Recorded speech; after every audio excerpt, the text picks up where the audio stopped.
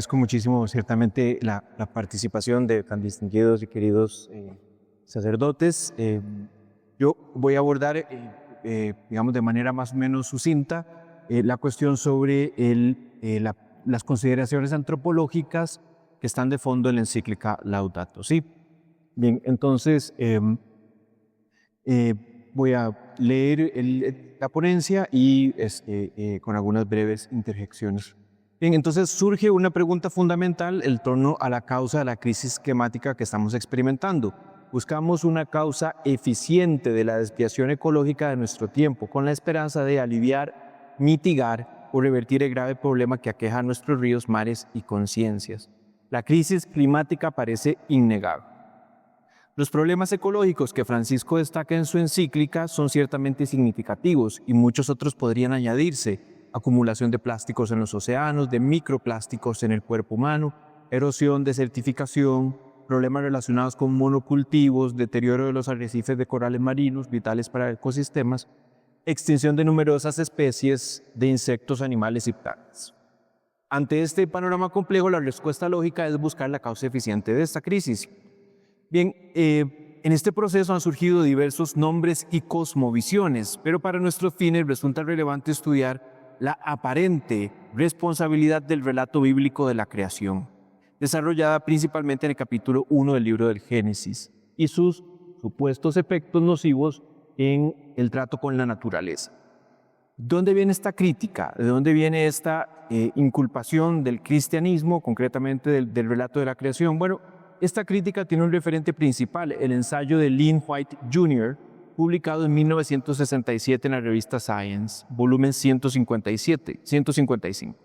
White, profesor en UCLA, UCLA, graduado de prestigio de las universidades estadounidenses, culpó de la crisis ecológica a la cosmovisión introducida por la Sagrada Escritura, particularmente el relato de la creación, calificando al cristianismo como la religión, como, abro comillas, la religión más antropocéntrica que el mundo haya visto. Otros autores, cristianos y no cristianos, White era presbiteriano, han seguido esta línea de razonamiento, subrayando el carácter perjudicial, y este es el meollo de lo que quiero hablar, el carácter perjudicial del antropocentrismo cristiano para el ambiente. En esta corriente de pensamiento encontramos la obra de lo que llamamos hoy ecología profunda o deep ecology, en autores como Arne Naess, su fundador, y Bill DeWaal, entre otros. Por ejemplo, DeWaal en su libro Deep Ecology culpa a la cosmovisión judeocristiana y a su tendencia al antropocentrismo de la crisis ecológica moderna. Y este tema va a ser central para el Papa en la encíclica Laudato Si. Una posición similar la plantea Jason Hickel en su libro Less is More, Menos es Más, donde aboga directamente por el decrecimiento y critica directamente al capitalismo. Argumenta que el problema, al menos en apariencia, radica en la lógica inherente al capitalismo que llama de saqueo, ¿sí? Ya que este sistema económico depende esencialmente de una cosmovisión donde el hombre ocupa una posición privilegiada. Dice al final este autor: lo que se necesita es una cosmovisión alineada con una perspectiva biocéntrica y no antropocéntrica, proponiendo un retorno al paganismo animista que otorga personalidad a insectos, ríos y plantas, por nombrar tan solo algunos. Otros autores como Peter Singer, Aldo Leopold, entre otros, han propuesto perspectivas similares. Además, algunos países han reconocido derechos legales a bosques y ríos, como Ecuador, España y Nueva Zelanda, entre otros. La visión antropológica, por tanto, es fundamental para la perspectiva católica, por lo que, en efecto, era de esperar, y así fue que el Papa Francisco incluyera en su encíclica Laudato Si referencias abundantes sobre estas cuestiones. Bien, entonces, consideraciones antropológicas en Laudato Si. El hombre no se crea a sí mismo, es espíritu y voluntad, pero también naturaleza. Número 6 de Laudato Si. Luego introduce la noción de cultura del descarte, que sirve de amplio paraguas para englobar diversas perspectivas deshumanizadoras. En el número 43, el Papa recuerda que el ser humano posee una dignidad especial, muy especial, dice. Y en el 65 de la encíclica cita a Juan Pablo II diciendo que el ser humano tiene una dignidad infinita. Bien, así que la distancia entre la perspectiva biocéntrica, por un lado, que está presente en estas formas de ecología profunda, y la ecología humana se hace más evidente cuando el Papa Francisco afirma, numeral 65, quienes defienden la dignidad de las personas pueden encontrar en la fe cristiana las razones más profundas para este compromiso. Pablo VI lo decía así: ninguna antropología iguala a la antropología de la Iglesia respecto a la persona humana, incluso considerada individualmente, en cuanto a su originalidad, dignidad, intangibilidad y riqueza de sus derechos fundamentales, sacralidad, educabilidad, aspiración al pleno desarrollo e inmortalidad. Luego el Papa Francisco en el 67 dice, muy en línea con lo que el padre Henry expuso, no somos Dios, la tierra nos precede y nos ha sido dada. En el 68 insiste en esta idea, la tierra pertenece a Dios y Dios es Padre, lo que significa que, abro comillas, la Biblia no justifica un antropocentrismo despótico. Esta perspectiva del Papa apunta claramente a afirmar el dogma católico de la creación ex nihilo, creación a partir del alma. Bien, el tema, de hecho, señores, el tema del biocentrismo está también presente en esta encíclica, cuando en numerales 90 y 118 critica directamente esta antropología relativista. Señala la inconsistencia de quienes luchan con vehemencia por los derechos de los animales y otras especies no humanas, mientras ignoran o desprecian abiertamente a los seres humanos. Esto conduce, dice el Papa, al punto de, abro comillas, negar cualquier valor peculiar al ser humano. El Papa resume la cuestión afirmando, no puede haber ecología sin una adecuada antropología. Bien, esto lo que contiene la encíclica Laudato Si, algunas referencias generales de la encíclica sobre la cuestión antropocéntrica. Bien, ahora, claro, hay que remitirnos entonces directamente al texto del Génesis. Yo voy a referirme primordialmente al capítulo 1 del Génesis, ¿verdad? Porque recordemos que hay dos relatos de la creación y yo me voy a referir principalmente o exclusivamente al primero. Bien. En los capítulos 1 y 2 del Génesis encontramos dos relatos de la creación. Ambos son relevantes, nos detendremos en el primero. No es esta una exégesis detallada, pero voy a leer del Génesis 1 del versículo 26 al 30. Dice así, dijo Dios, hagamos al hombre a nuestra imagen, conforme a nuestra semejanza, y que domine a los peces del mar, a las aves del cielo, a los ganados, a toda la tierra y todo reptil que se arrastra sobre la tierra. Creó pues Dios al hombre a su imagen, a imagen de Dios lo creó, varón y mujer los creó. Y los bendijo Dios y les dijo, sean fecundos, multiplíquense, llenen la tierra y sometan. Este es ciertamente la parte central, digamos, en cuanto a la cuestión del dominio del hombre sobre la tierra. Llenen la tierra y sometan.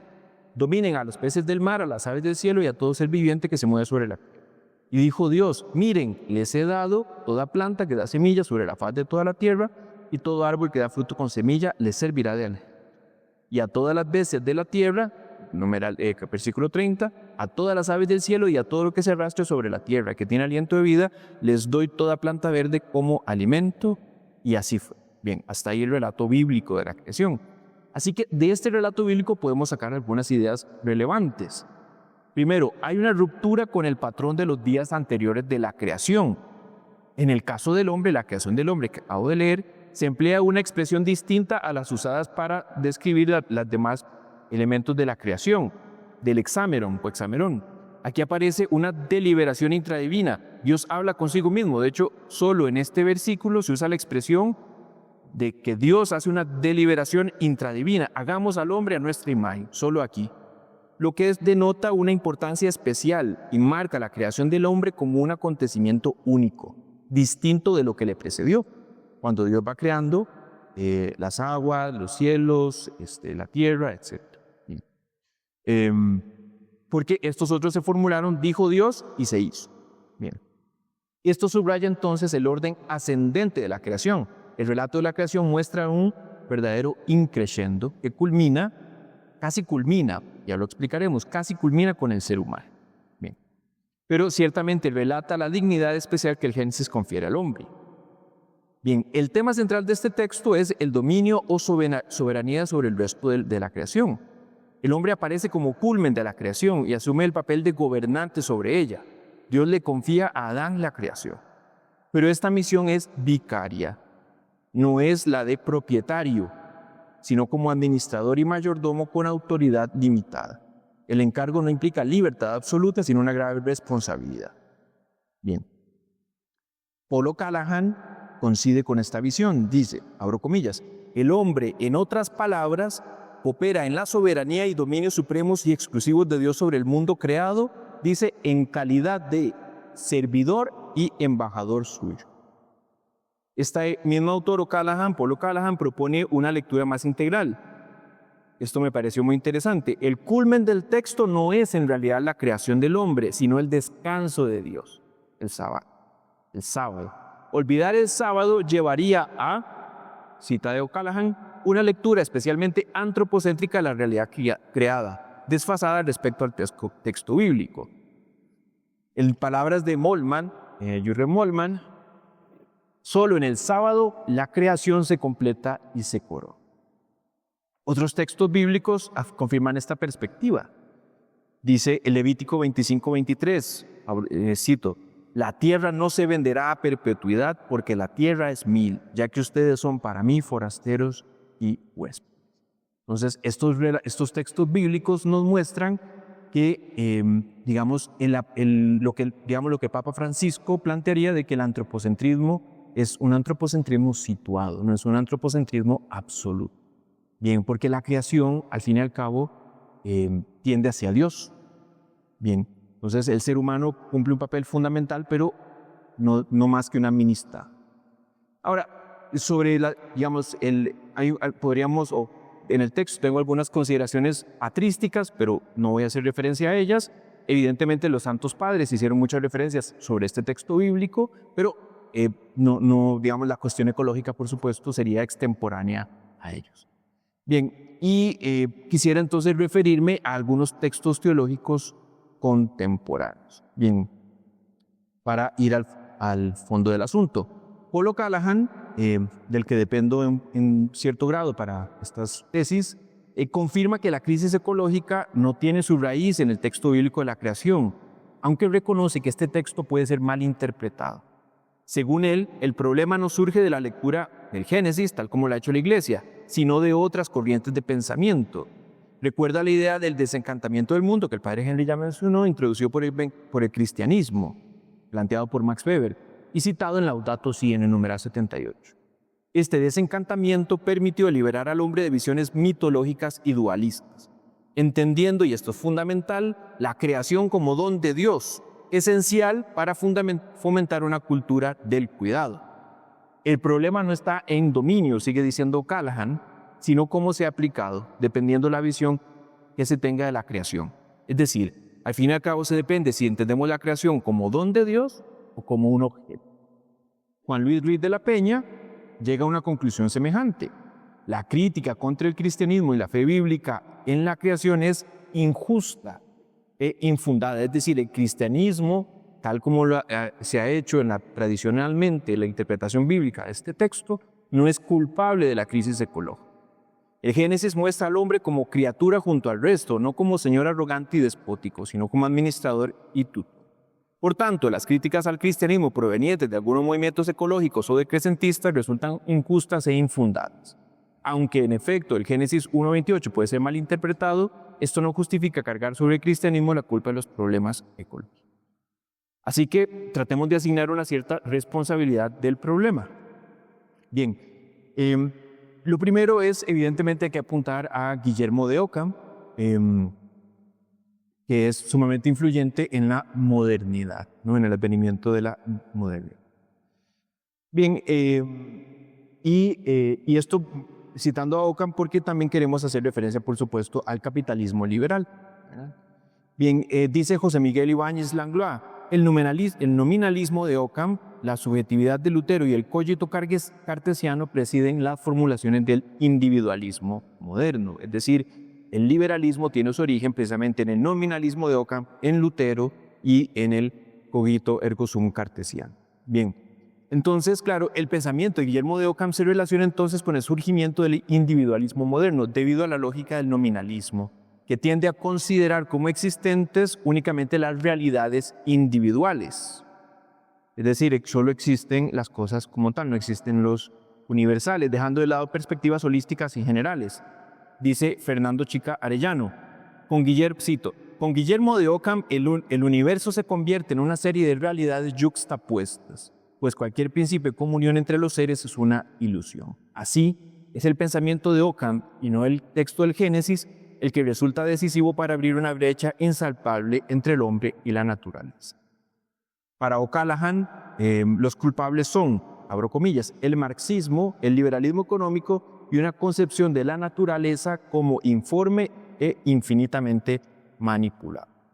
A esto habría que agregar un pensamiento cartesiano, quien afirmó lo siguiente, cito a Descartes, es decir, el propósito de la ciencia para Descartes es, cito, hacernos dueños y poseedores de la naturaleza.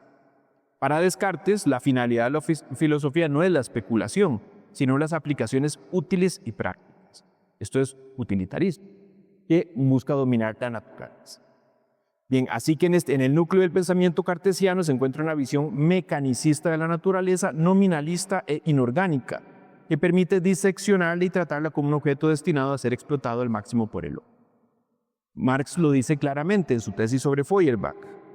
Dice, ya basta, y parafraseo, ya basta de contemplar la naturaleza, lo que hay que hacer es transformar. Bien, C.S. Lewis en este sentido diría en su texto La abolición del hombre, cito, la conquista de la naturaleza por el hombre terminará con la conquista del hombre por la naturaleza. Bien. En conclusión, podríamos decir que las raíces ideológicas de la crisis ecológica no se encuentran en el relato bíblico de la creación, sino en los principios del proyecto moderno y postmoderno. A esto habría que agregar, señores, las ideas del deísmo, porque precisamente, y con esto voy finalizando, precisamente es el deísmo que se inspira ciertamente en todo este pensamiento ilustrado que introduce o impide la consideración de la creación como don de Dios para el ser humano. Es decir, el deísmo impide que nos veamos como hijos y que veamos a Dios como Padre. Bien, entonces es el proyecto ilustrado el responsable de la crisis ecológica de nuestro tiempo. Bien, entonces, claro, aquí podríamos decir que hay tres caminos, y aquí en este sentido cito una idea, como esta idea de Juan Luis Ruiz de la Peña. Un camino es el antropocentrismo liberal, que diríamos es la perspectiva dominante de nuestro tiempo y la que ha prevalecido en el escenario mundial en los últimos siglos. Es la visión del superhombre que utiliza la ciencia para aumentar su poder y su riqueza a expensas del prójimo, porque la única responsabilidad del antropocentrismo liberal es consigo mismo. Y por lo tanto la casa común no es más que una despensa de la cual extraer riqueza. Estamos frente al homo economicus, el utilitarista perfecto que sigue una moral mínima y cuyo objeto vital es la maximización. La tecnología es su mejor aliada, pues le permite explotar con eficiencia y con la conciencia tranquila, ya que ciencia y técnica, según esta visión, son neutrales. Bien. La otra perspectiva es la del biocentrismo. Esta es la perspectiva en que se borra toda diferencia, es el sincretismo de las criaturas. En esta visión, las diferencias entre los seres son ofensivas y deben eliminarse de inmediato, aun si ello produce efectos contraproducentes. Al calcular mal el problema, calcula mal también las soluciones. La crisis ecológica no se resuelve humillando al hombre, ni exaltando a los insectos, las flores o los niños. Esta propuesta ofrece una solución que en realidad genera un nuevo problema. Erigir al ambiente y la naturaleza como fines absolutos solo conduce a nuevos totalitarismos. Conviene aclarar el lema, todo está conectado, se entiende de manera muy diferente en la Laudato Si que en la ecología profunda. La ecología profunda es una perspectiva totalmente biocentrista. Todo está conectado no significa que todo sea igual o indiferente, todo está conectado, lo usa el Papa Francisco 7 u 8 veces a lo largo de su encíclica. Bien. Todo está conectado significa que hay una clara, intrínseca interdependencia entre las. Y finalmente, la tercera perspectiva sería la del humanismo filial. Aquí se recupera y propone la centralidad de la persona humana, pero en relación con los demás. Este ser humano es digno y valioso, pero posee una condición especial. Es hijo, es decir, es deudo. Porque si somos hijos, somos deudores, nos debemos a otros y le debemos a otros. Es deudor de sus antepasados, así también como de las generaciones futuras y de su Creador, que es infinitamente generoso, que le ha entregado cuanto ve para que lo use con sabiduría y prudencia. Al usar la creación de este modo puede embellecerla y perfeccionar. Este ser humano está abierto a los demás, necesita de los demás y está naturalmente inclinado a cooperar con otros, de modo que juntos busquen alcanzar el bien común. En donde, como dice el Papa Francisco en la encíclica, el clima es parte esencial del bien común. El Papa Francisco, llama la atención sobre la necesidad de reconsiderar la naturaleza, viéndola como don de Dios para la humanidad. Esto implica también considerar nuestra condición de hijos ante Dios, quien provee a sus hijos de lo necesario para alcanzar la vida buena, el bien común, es decir, la perfección humana. Y finalizo con unas palabras de San José María Escrivá. Decía lo siguiente: precisamente porque somos hijos de Dios, esta realidad nos lleva también a contemplar con amor y con admiración todas las cosas que salieron de las manos de Dios Padre Creador. Muchas gracias.